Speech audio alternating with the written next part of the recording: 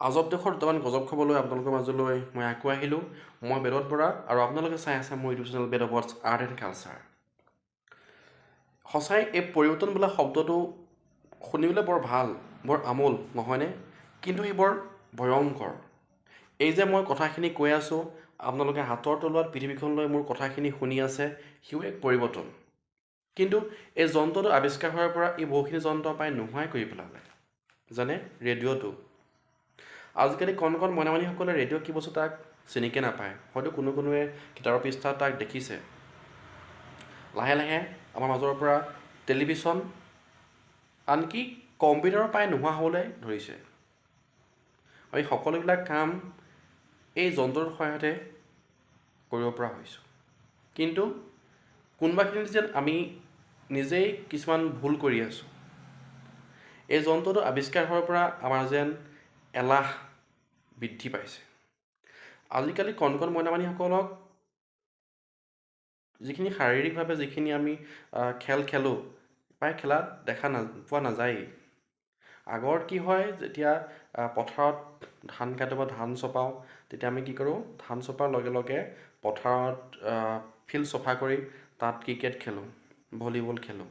কিন্তু আজিকালি সেই দৃশ্য প্ৰায় নোহোৱাই হৈ পৰিছে। ফলস্বৰূপে যিখিনি শাৰীৰিক যিখিনি পৰিশ্ৰম বা যিখিনি আমাৰ শৰীৰৰ ঘাম, সেই ঘামখিনি আমি উলিয়াই নিদিয়াৰ ফলত আমি নিজৰে কিছুমান বেমাৰ নিজে গোটাই লৈছোঁ। আপুনি যদি চাবলৈ যায়, আজিৰ মানুহৰ যিটো আয়ুস খুব কমেও 60 বছৰ বা 70 বছৰ। কিন্তু আজিৰ তুলনাত যদি 20-30 বছৰ আগতে চাবলৈ যাওঁ, সেই মানুহখিনি বয়স প্ৰায় গড় বয়স 80 বা 100 বছৰলৈকে জীয়াই আছিলে। কিয়? তেওঁলোকে শাৰীৰিক পৰিশ্ৰম কৰিছিলে। শাৰীৰিক পৰিশ্ৰমৰ ফলত তেওঁলোকৰ যিখিনি শৰীৰৰ যিটো ঘাম বা বেয়া বস্তুখিনি নাছিলে, গোটেইখিনি উলিয়াই দিছিলে। কিন্তু আজিৰ মানুহখিনিয়ে কি কৰিছে, পৰিৱৰ্তনৰ এখন পৃথিৱীত জীয়াই আছে। তেওঁলোক কালিৰ তুলনাত আজি নিজকে দক্ষ হিচাপে সজাবলৈ গৈ কিছুমান পৰিৱৰ্তন কৰিছে, যাৰ ফলস্বৰূপে তেওঁলোকে অতি সহজেই যন্ত্ৰৰ সহায়ত কামসমূহ কৰিব পাৰিছে। ফলত তেওঁলোক এলেহুৱা হৈ পৰিছে।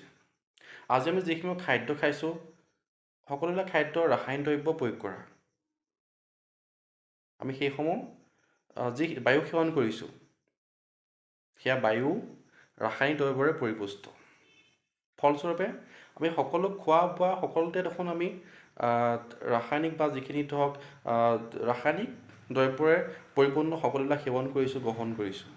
গতিকে আমাৰ আয়ুস কমাটো স্বাভাৱিক। আজি পৰিৱৰ্তন কৰিবলৈ গৈ আমি কি কৰিছোঁ? প্ৰকৃতিক ধ্বংস কৰিছোঁ।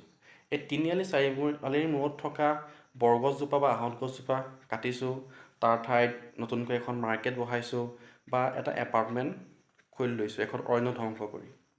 মই কি কৰিছোঁ? আমি সেই অৰণ্যখন ধ্বংস কৰিবলৈ গৈ তাত থকা গছসমূহ কাটিছোঁ। ফলস্বৰূপে সেই গছসমূহে আমাৰ যি অক্সিজেন দিছিলে, সেই অক্সিজেনৰ মাত্ৰা কি কৰিছোঁ, আমি কমাই দিছোঁ আৰু নিজকে ভয়ংকৰ কিছুমান বিপদ চপাই আনিছোঁ। সেই যিখন অৰণ্য আছিলে বা গছজোপা আছিলে, তাত কিছুমান চৰাই বা কিছুমান জীৱ জন্তু বাস কৰিছিলে। আমি বাৰু এবাৰলৈ হ'লেও সিহঁতৰ কথা ভাবি চালোঁনে বাৰু? আমি পৃথিৱীৰ সৰ্বশ্ৰেষ্ঠ, সৰ্বশক্তিমান আমি মানৱ। আমি কৰিব নোৱাৰা কাম একো নাই। আমি অসাধাৰণ। আমি যিমান ডাঙৰ কাম নহওক, যিমান ডাঙৰ বিপদ নহওক, আমাৰ চেষ্টাৰ বলত খুব কম সময়তে আমি সেই কামটো সমাধান কৰিব পাৰোঁ, কাৰণ আমি সৰ্বশক্তিমান।